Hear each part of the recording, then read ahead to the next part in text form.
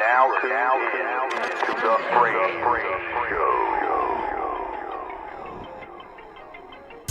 Yo, what's good, everybody? It's your boy Frames with the Frame Show. You know how we do, bringing that flavor to your ear. Hold up. Somebody bring me a beer. We in here today with Mr. Red Cup himself. The boy come in chillin', man. What's good, man? Shout out to DaygoRed. Yeah, what's going on, guys? It's DaygoRed. Hey, how you doing today, bro? I'm good, man. How are you? I'm doing good, man. You know, weather got a little cold today. Did a little bit. Just dropped off out of nowhere, you know what I'm saying? Yeah. Like, dang.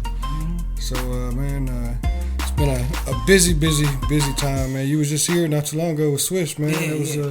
It came out. His interview came out today. You know, shout out to Swish Sweet Pea. Yeah. I think everything turned out really well with that, man. He's doing some good numbers already.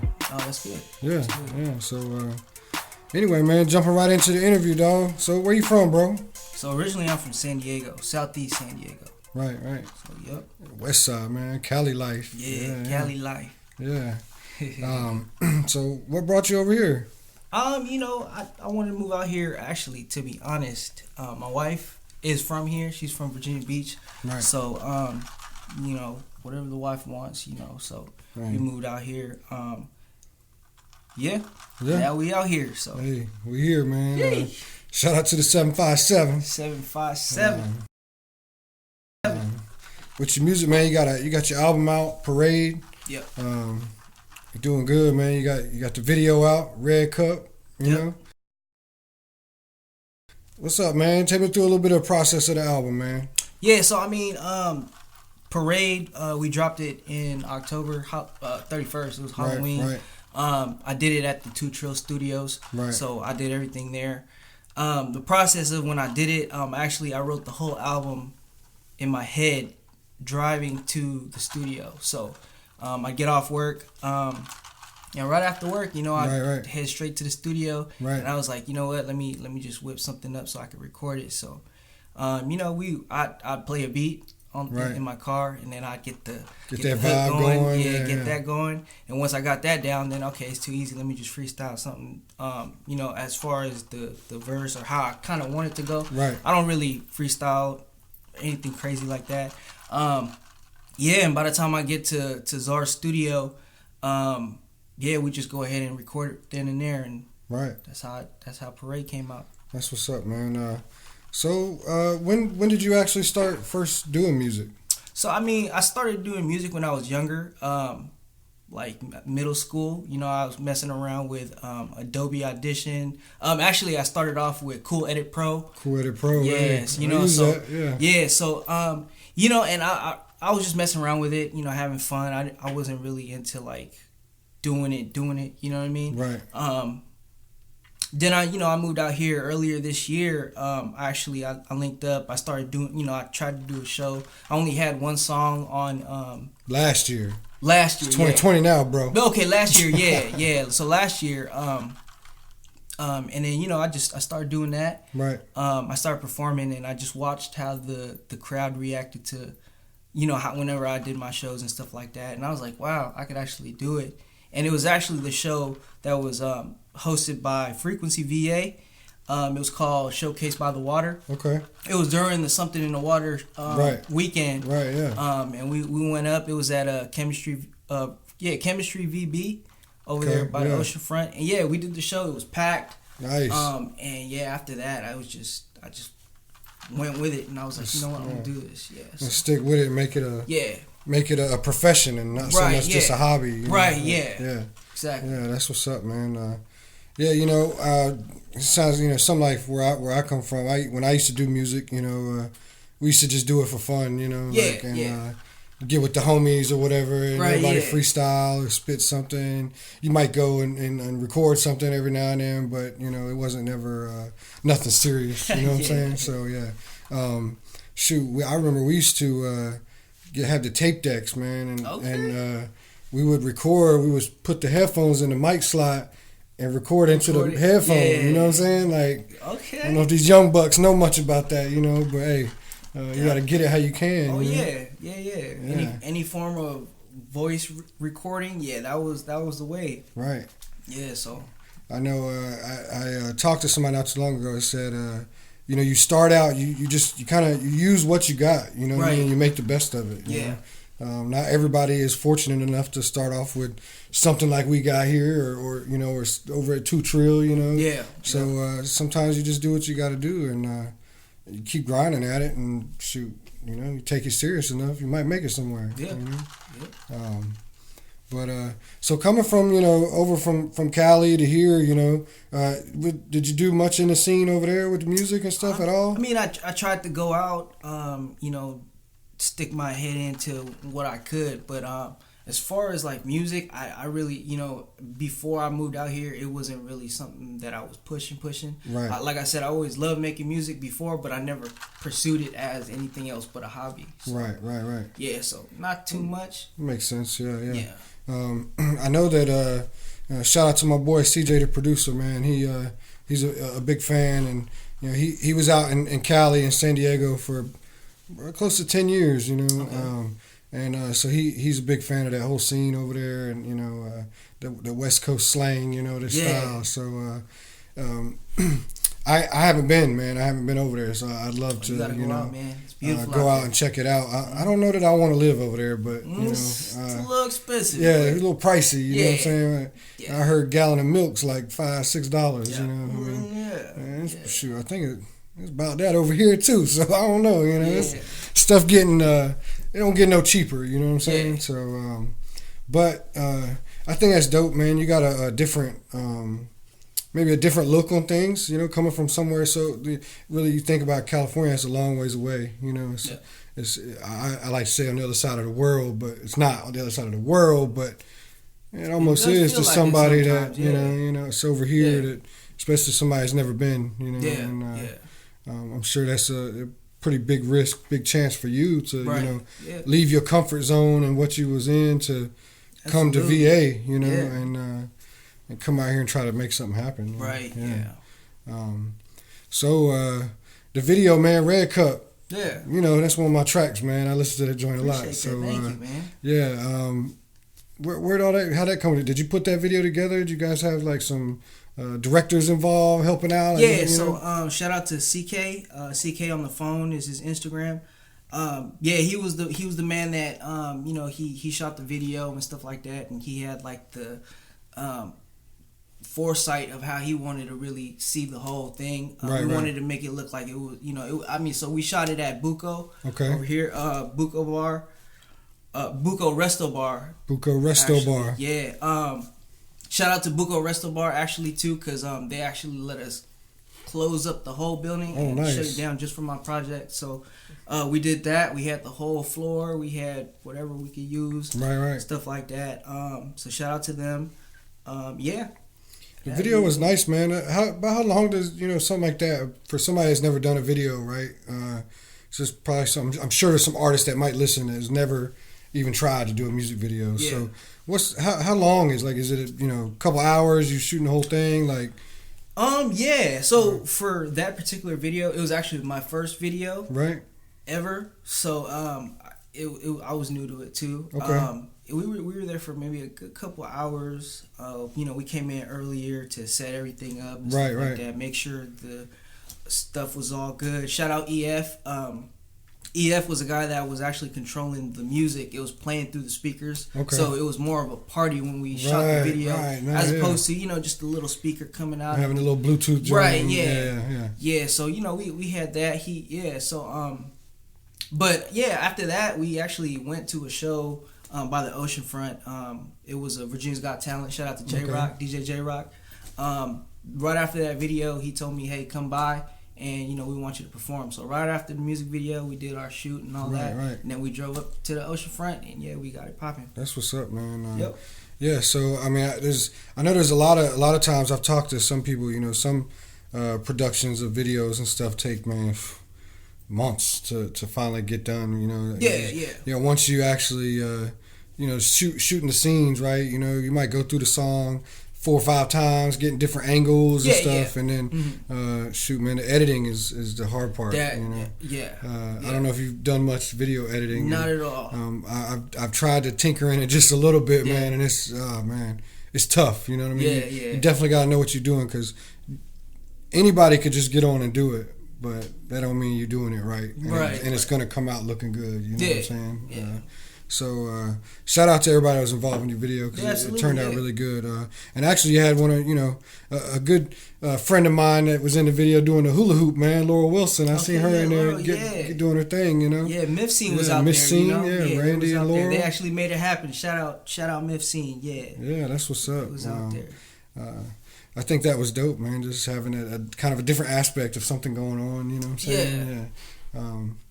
But moving on, man. What's next? What you got? You got a new project coming or what? Yeah, I got a couple things. So obviously the Two Trill as a whole, we're trying to work on something together. Right. Me and Switch got something that we're working on together. Me and Too Young, we're actually working on something together. That's actually coming here in the near future. It's called Outsiders. It's gonna be a little EP. Okay. So that's something that we're working on. And as far as myself, I'm working on a 10-track album right now. It's called Tea Party. So the hashtag's gonna be DaygoRed Tea Party. Hey. I'm approaching it as the Mad Hatter. Mad Hatter. So I want to do a little something, for that. That's what's up. Yeah. That's coming up. Mad Hatter. I was a Mad Hatter 2018. I was Mad Hatter for Halloween. Yeah. My kids thought it was kind of funny. You know what I mean? Shout out to Little Frames. They be joking me and stuff. But it's all good. You know what I'm saying? You gotta do what you gotta do, man. But yeah. So something I wanted to get into with you. You're wearing the hoodie right now. Yeah. Y'all see it. You know what I'm saying? Bully K, man. Bully K. What's that, man? Like, what's behind that? Yes. So, the whole, I guess, aspect of my whole Bully K project. The reason why I did it, it was just I wanted to approach anti-bullying, and I wanted to, I was all about that. Growing up, I did get bullied when I was in elementary school. Right. 4th grade, actually. So, I went through that. He remembers it, man. It's serious. I went through that, so, it was just something. And then, every day you see something on the news, like, oh, this kid did this, or, you know what I mean? Like, and it breaks my heart when I'm hearing kids, especially as a father. Right. You know what I mean? Like, as a father, I was like, man, like, it's happening to the kids, so. Completely. It was one thing when it happened to me, but, you know what I mean? Like, when it happens to kids, it hits a little different when you're a father. So so I built this brand. Shout out to Chanel Rono. She actually designed the logo. Okay, yeah. And we got it going. But pretty much what Bully K is to anti-bullying. Bring some awareness to cyberbullying, any forms of bullying that's around. To all the victims, stand up to your demons, stand up to your bullies, and not in the sense of like any type of violence or anything like that, but like stand up, stand firm, you know what I mean, be bold, head up, chin out, you know what I mean, chest out, and don't be scared, because life is too short to be all that crazy stuff. Right, completely, man. I rock with that 100, man. That's I'm completely against bullying, as everybody should be. I hate to say, when I was younger and going through stages of life, I probably was a bully at some point. No, not probably. I definitely was. Okay. And it took a while to realize, and I can't go back to all those people and be like, hey, man, I'm sorry, whatever. But, we're grown now, and it was a different era. Times were different when I was a kid, Not to make that makes it better or any easier, but you learn from things like that, and seeing it from the different perspectives. It kind of opens your eyes to be like, it's not cool. Stop bullying. Don't bully nobody. We'll come find you for sure. But and funny story. Well, it's not really funny, but. My son came home one day. He had a note from his teacher. I think he was like 3rd grade maybe, and it wasn't that long ago. He's not that old, but either way, he come home with a note. It said that he had gotten in trouble for fighting. And I was like, whoa, like I'm talking. My son is one of the nicest kids I think I've ever met. He's very friendly, open with everybody. He's a very good kid. And when I read the note, basically it was, they said that this other child was getting picked on, and somebody pushed the kid. Kid got pushed down. They spit on him, kicked him, all kinds of stuff. And my son came over and tackled the kid that was doing it. Okay. And like just to break it up, to stop him. Yeah. And because he felt moved, he felt like, I have to help. I have to stop him. Like, they had already apparently, from what he told me, they had told the teacher, they said something and nobody stopped it. Right. Wow. And so he took it in his own hands to stand up for this kid that wasn't standing up for himself. Yeah. I respect that. Hey. And so when he came home, I had to sign a note. He said he had gotten in trouble. I was like, hey, look, man, nah, like, you ain't even in trouble. Like, not with me. Yeah. We take things right. You try to tell your kids, like, go the right way about things. But when people aren't moving and aren't doing anything about it, I mean, sometimes you gotta, in that type of situation, I mean, I can agree with what he did. Yeah. So it's tough, man. It's tough. So it is. Big shout outs to you for bringing light to that and doing something for for the cause. Yeah, I rock with that, man. I'm gonna have to get one of them hoodies or something, man. Yes, sir, man. You got one for me or what? Yeah, I got you, man. Holla at me. I got That's you. That's what's up, man. Well, moving into more music, man. I know you with Two Trill. Yep. Shout out to Trill. You with you guys rock with Frequency. Yep. A lot of stuff going on. How did that all come about, man? Like just the network of being combined in there and doing stuff, Yeah. So well, as far as the Two Trill scene, I actually met Czar at a different event. It was one of these shows that we did on a Saturday. It was called, like, a Saturday night showcase. Shout out to Cash. She hosted it. This was earlier on, before I was really doing music. Right. And after the show, I was getting interviewed outside, and they were asking me about my music and where I'm from and why do you sound different. Right. Funny thing is, Czar had stepped out, and like he looked at me, right? So I'm doing my thing, right? And I look over, and he's like looking at me. I'm like, oh man, this isn't good. This ain't going. And then so the thing is wrapped up. I take pictures with a couple people, and then he comes up to me. He's like, hey man, let me holla at you. I was like, what's up, bro? And after that, man, we chopped it up. He was like, hey man, I want you to come to my studio, check it out. I like your sound. And after that, the rest is history, man. Right, yeah. So that's what's up. It's funny you get in a situation like that. You don't know nobody. Yeah. Somebody just standing there looking like, you like, oh man. I was like, oh. Hey, you better be ready. You know what I'm saying? Like, I'm not going down. Yeah, man. I done been in a couple of those situations, I guess, and a lot of times it is like, you have somebody like, you think they like mugging you and shit, like they just kind of waiting for you to finish so they could just holler at you, because they like what you got going on or something. Right. But some people just have that look about themselves and you don't know, so that's what's up, man. And that, you got you, Swish, Czar, and Too Young. Okay, man. Those are the peoples. That's what's up. And then how, like with Frequency, how did that come along? That thing. So the first person I met when I first moved out here was Swish, and it was funny because I met him through an Instagram ad. Right. So I seen his Instagram ad. It was playing "Note to Self" by Swisher Sweet Pea. Right. And I was like, yo, man, this guy's dope. And I seen that he was in Virginia. I had just gotten here, so I was like, man, the feds know I'm out here. So hey, they be watching. So I was like, you know what? Let me hit him up. Let me see if he'll say something back. And a couple days later, we talked, right. And he was like, hey, I got a show. And this couple days later, he was like, hey, pull up to my show. And I got there. It was like $20 or whatever. He was like, hey, I got you. Don't worry. So he let me in. Okay, yeah. Craziest thing though is when I walked up, he had like he was surrounded by a lot of people. Right. He had like a security guard, a cameraman. His drummer was there. Shout out Drummer Boy. He was there.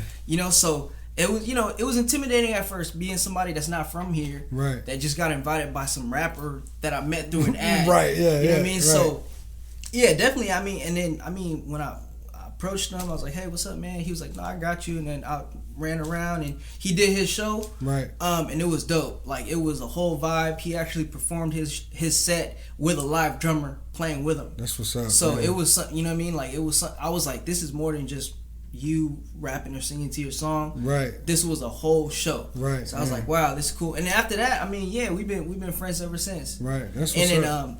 But yeah, back to the frequency thing. He actually told me to hit up Scott Collins. Okay. And he was like, yeah, he's cool people, bro, blah blah blah. And I was like, all right, bet, cool. So I'm gonna hit him up. I hit him up, and Scott hit me up. He was like, hey, let's meet up. Let's, I think it was Panera. He was like, let's meet up. Yeah. Let's chop it up. So we did that.